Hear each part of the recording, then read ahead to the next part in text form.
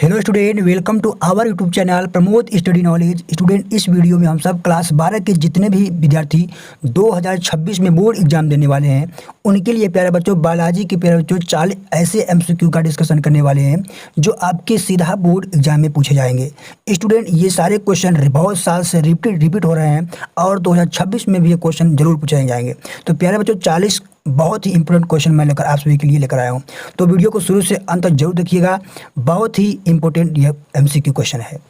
Student, पहला question यहाँ पर है, कह रहा है पहला क्वेश्चन, निम्न में से कौन सा देश सर्वाधिक जैव विविधता रखता है?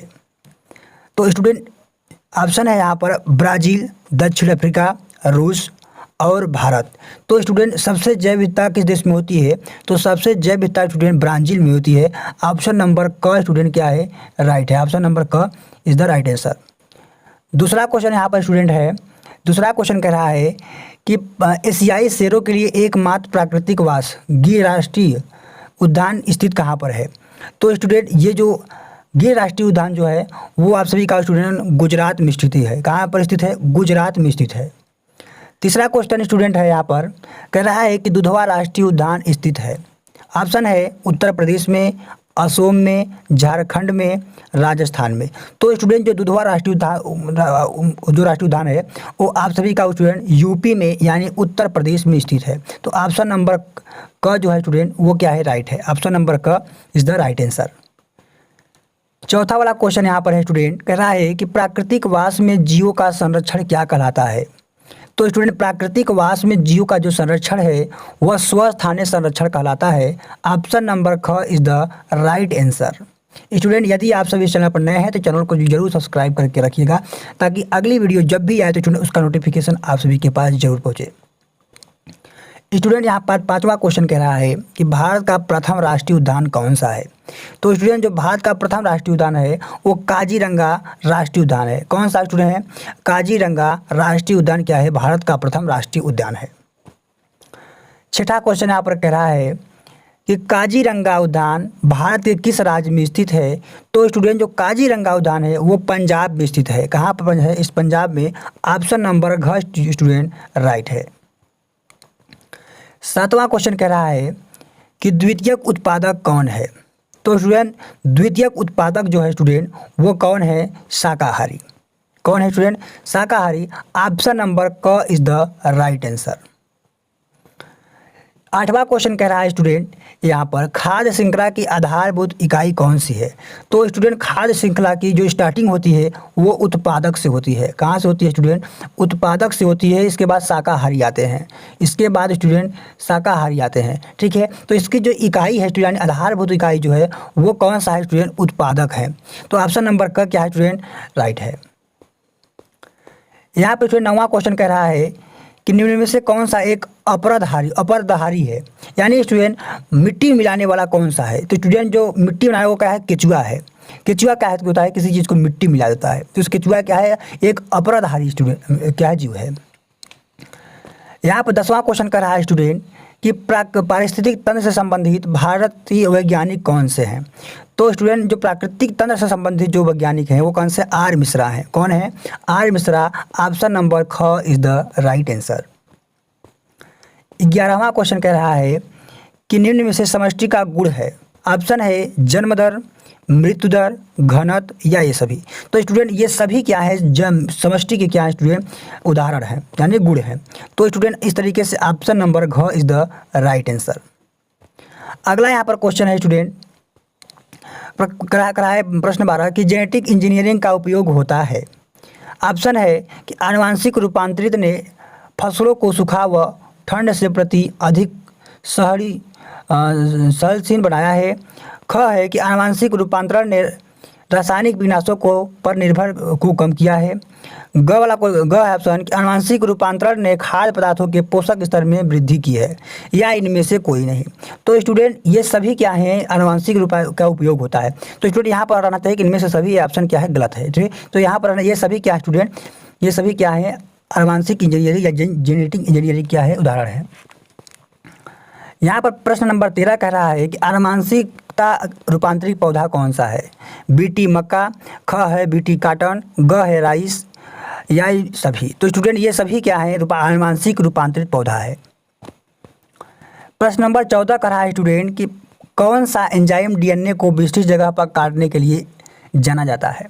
ऑप्शन है स्टूडेंट एक्सोन्यूक्लिएज, ख है एंडोन्यूक्लिएज, ग है पॉलीमरेज या सभी?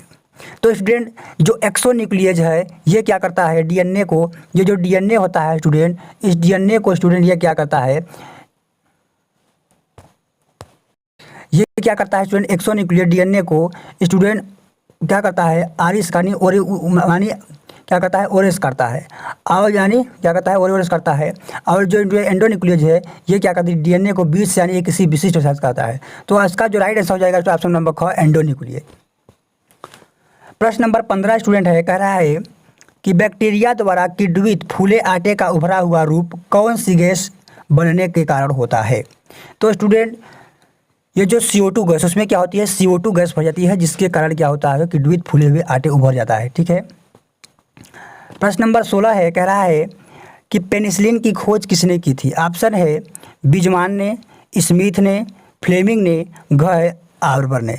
तो स्टूडेंट जो पेनिसिलिन की खोज है स्टूडेंट वो किसने किया था? अलेक्जेंडर फ्लेमिंग ने किया। तो ऑप्शन नंबर ग क्या है स्टूडेंट? राइट है। ऑप्शन नंबर ग इज द राइट आंसर। प्रश्न नंबर 17 है, कह रहा है कि गोबर गैस का उत्पादन के बाद बचे अपशिष्ट पदार्थ क्या क्या किया जाता है? ऑप्शन है क कि जला दिया जाता है, ख है कि लैंडल फिल में भर दिया जाता है, या स्टूडेंट ऑप्शन नंबर ग है कि खाद की तरह उपयोग होता है, ऑप्शन नंबर घ है कि निम्न सामग्री के रूप में उपयोग होता है। तो जो स्टूडेंट जो गोबर गैस के बाद जो भी क्या होता है, उसके अपशिष्ट पदार्थ बचा जाता है, उसे क्या किया जाता है? स्टूडेंट जला दिया जाता है। तो ऑप्शन नंबर ख है क्या है? इज द राइट आंसर है। यहाँ पर स्टूडेंट प्रश्न नंबर 18 है। प्रश्न नंबर 18 कह रहा है कि डेंगू यानी हड्डी तोड़ बुखार का वाहक कौन है? तो स्टूडेंट हड्डी तोड़ बुखार का जो वाहक है वो कौन सा है? एडीज है। क्या है? एडीज। प्रश्न नंबर 19 कह रहा है स्टूडेंट कि टाइफाइड के रोगजनक का क्या नाम है? टाइफाइड किसके कारण होता है? तो टाइफाइड जो होता है स्टूडेंट वो किसके द्वारा होता है? साल्मोनेमा टाइफी द्वारा। किसके द्वारा होता है? साल्मोनेमा टाइफी होता है, उसके द्वारा क्या होता है? टाइफाइड होता है। अब प्रश्न नंबर 20 स्टूडेंट कर रहा है कि स्तनधारियों का चरण विकास किस युग में हुआ था? तो स्टूडेंट किस युग में हुआ था? तो पॉलियोसिन युग में हुआ था। कब हुआ था? पॉलियोसिन युग में, यानी ऑप्शन नंबर ग इज द राइट आंसर। प्रश्न नंबर 21 कह रहा है स्टूडेंट, कह रहा है कि प्राकृतिक वर्ण के संबंध में हमारी आधुनिक समझ के अनुसार योग्यता सदस्य वे होते हैं। ऑप्शन है, कह रहा है कि जिनमें वातावरण के अनुसार अनुकूलन सबसे अधिक क्षमता होती है। दूसरा है, कह रहा है कि जो बहुत सी संतानें उत्पन्न करते हैं परंतु कुछ ही संतान लैंगिक परिपक्वता तक जीवित रहती है। ग है जी, कह रहा है कि जिनमें विशिष्ट वातावरणीय दशाओं का सामना करने के लिए अधिक क्षमता नहीं होती। घ है कि जिनके वंशजों की संख्या अधिकतम होती है। तो इसका जो राइट आंसर है वो स्टूडेंट क्या है? ऑप्शन नंबर ए है कि जिनमें वातावरण के अनुसार अनुकूलन की सबसे अधिक क्षमता होती है। प्रश्न नंबर 22 का स्टूडेंट, वह उत्परिवर्तनवाद किसने दिया था? तो स्टूडेंट उत्परिवर्तनवाद जो है वो किसने दिया था? स्टूडेंट डार्विन ने दिया था। किसने दिया था? डार्विन ने दिया था। प्रश्न नंबर 23 का है स्टूडेंट कि किसने पुष्टि की कि डीएनए आनुवांशिक पदार्थ है? तो स्टूडेंट हर्शे और चेस ने अपने प्रयोगों के आधार पर स्टूडेंट बताया कि डीएनए एक आनुवांशिक पदार्थ है। प्रश्न नंबर 24 का है स्टूडेंट, कौन सा नाइट्रोजनी क्षार डीएनए में उपस्थित नहीं होता है? तो स्टूडेंट डीएनए में मैं आप सभी को बता दूं ADCAB यानी स्टूडेंट AG, यहाँ पर स्टूडेंट ऑप्शन में कह रहा है कि थायमिन, यूरेसिल, एडेनिन, ग्वानिन। तो यानी जो यूरेसिल है स्टूडेंट ये क्या होता है कि डीएनए में उपस्थित नहीं होता है, बल्कि ये यूरेसिल आरएनए में उपस्थित होता है। प्रश्न नंबर 25 कह रहा है स्टूडेंट कि विषाणु का आनुवांशिक पदार्थ क्या है? तो स्टूडेंट इसका जो ऑप्शन है कह रहा है कि डीएनए अथवा आरएनए, केवल आरएनए या केवल डीएनए या इनमें से कोई नहीं। तो स्टूडेंट विषाणु का जो आनुवांशिक पदार्थ है वो डीएनए व आरएनए दोनों होता है। डीएनए या आरएनए स्टूडेंट दोनों होता है। ठीक है, तो ऑप्शन नंबर क is the right answer. 25 number question कर रहा है स्टूडेंट यहाँ पर, 26 नंबर की आनुवंशिक जनक किसे कहा जाता है? तो आनुवंशिकता का जो जनक कहा जाता है स्टूडेंट ग्रेगर जॉन मेंडल को कहा जाता है। प्रश्न नंबर 27 का रहा है स्टूडेंट यहाँ पर कि मेंडल ने अपने प्रयोगों में कितने विपरीतार्थ लक्षणों को सम्मिलित किया था? तो स्टूडेंट मेंडल ने कुल 7 जोड़ी कितने 7 जोड़ी विपर्यासी लक्षणों का उपयोग किया था? तो स्टूडेंट ऑप्शन नंबर क इज द राइट आंसर। अगला क्वेश्चन है यहाँ पर कि प्रश्न 28 का रहा है कि निम्न में से कौन सा कथन प्रभाविता के नियम के लिए सही है? ऑप्शन है कारक जोड़ी में होते हैं, ख है कि लक्षणों का निर्धारण कारक नामक विविक्त इकाइयों द्वारा होता है, ग है कि यदि कारक जोड़ों के दो सदस्य असमान हो तो इनमें एक कारक दूसरे पर प्रभावी होता है। तो स्टूडेंट ये सारे नियम क्या कर रहे हैं? प्रभाविता के नियम के लिए सही है। तो इस तरीके से उसका जो ऑप्शन नंबर घ है उपर्युक्त सभी क्या है स्टूडेंट? सही है। प्रश्न नंबर 29 का रहा है यहाँ पर कहा है कि ट्यूबेक्टॉमी गर्भ निरोधक एक विधि है जो संबंधित किससे है स्टूडेंट? तो ट्यूबेक्टॉमी जो है स्टूडेंट वो किससे है? केवल स्त्रियों के लिए क्या है स्टूडेंट? उपयोगी है। अगला क्वेश्चन है यहाँ पर प्रश्न नंबर 30 की एमटीपी का पूरा नाम क्या है? तो स्टूडेंट एमटीपी का जो पूरा नाम है वो मेडिकल टर्मिनेशन ऑफ प्रेगनेंसी है। ऑप्शन नंबर क इज द राइट आंसर। प्रश्न नंबर 31 का रहा है स्टूडेंट कहा है कि नीचे दिए गए यौन संचारित रोगों में से उस रोग की पहचान कीजिए जो विशेष रूप से लैंगिक अंगों को प्रभावित नहीं करता है। तो स्टूडेंट एड्स जो है ये लैंगिक अंगों को प्रभावित नहीं करता है। प्रश्न नंबर 32 का रहा है कि टेस्टोस्टेरोन का स्रावर होता है।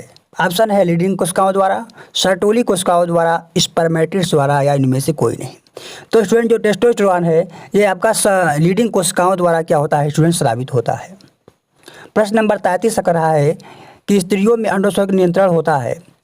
तो स्टूडेंट FSH और LH दोनों हार्मोन द्वारा होता है। प्रश्न नंबर 34 का रहा है स्टूडेंट जल परागित पादप का क्या नाम है? जल परागित जो पुष्प है जो पादप है वो का है हाइड्रीला है। हाइड्रीला में जल द्वारा परागण होता है। प्रश्न नंबर 35 का रहा है स्टूडेंट कि द्विनिषेचन की क्रिया किसमें होती है? तो स्टूडेंट द्विनिषेचन की जो क्रिया है और आवृत बीजी पादपों में होता है। ऑप्शन नंबर ग इज द राइट आंसर। प्रश्न नंबर 36 का रहा है यहाँ पर कि निम्न में से कौन सा कूट फल है? कूट फल का मतलब होता है स्टूडेंट इसी क्वेश्चन को पूछाता है कि निम्न में से कौन सा आभासी फल है? तो स्टूडेंट वे फल जिनका निर्माण अंडाशय से नहीं होता है उसे आभासी फल कहते हैं। तो स्टूडेंट इसमें जो सेब है एक प्रकार का क्या है? आभासी फल है। तो ऑप्शन नंबर क student is the right answer. प्रश्न नंबर 37 कह रहा है यहाँ पर कि किसी टेप्टम परत का कार्य क्या होता है? तो स्टूडेंट जो टेप्टम परत होती है ये पराग कणों को क्या करती है स्टूडेंट? पोषण का प्रदान करती है। तो ऑप्शन नंबर क student is the right answer. प्रश्न नंबर 38 कह रहा है यहाँ पर कि परागकण की बाह्य चोल किससे बनी होती है? स्टूडेंट परागकण में स्टूडेंट क्या होती है? 2 चोल होती है। ठीक है, परागकण में 2 चोल होती है, बाह्य चोल और अंतः चोल। बाह्य चोल स्पोरोपोलिन की बनी होती है और अंतः चोल पैक्टिस सेलोज की बनी होती है। ठीक है, तो स्टूडेंट पूछ रहा है बाह्य चोल किससे बनी होती है? तो बाह्य चोल स्टूडेंट ये किससे बनी होती है? स्पोरोपोलिन से बनी होती है। ऑप्शन नंबर ग student is the right answer. 39 वाला क्वेश्चन कह रहा है स्टूडेंट कि निम्न में से कौन सा अंग मादा जनन तंत्र से प्रतिनिधित्व करता है? तो स्टूडेंट ऑप्शन है जायांग, पुमंग, परागकोश या टेप्टम। तो स्टूडेंट जो जायांग है ये क्या है? एक मादा जनन पुष्प के मादा जनन अंग है। प्रश्न नंबर 40 अंतिम क्वेश्चन कर रहा है स्टूडेंट यहाँ पर निभाग पाया जाता है। ऑप्शन है परागकण में, बीजांड में, भ्रूणपोष में या ये सभी में। तो स्टूडेंट जो निभाग है ये आपका बीजांड में पाया जाता है। ऑप्शन नंबर ख इज द राइट आंसर। इस तरीके से स्टूडेंट आपके सारे क्वेश्चन समाप्त होते हैं। ये सारे क्वेश्चन आप सभी के बोर्ड एग्जाम के लिए स्टूडेंट बहुत ही इंपॉर्टेंट है। तो इन सारे क्वेश्चन को आपसे बोर्ड एग्जाम से पहले तैयार करके जरूर जाइएगा। तो धन्यवाद। पर मिलता हूँ अगली वीडियो में। ऐसे ही MCQ का सभी क्वेश्चन सभी विषयों पाने के लिए हमारे चैनल को सब्सक्राइब जरूर कर लीजिए।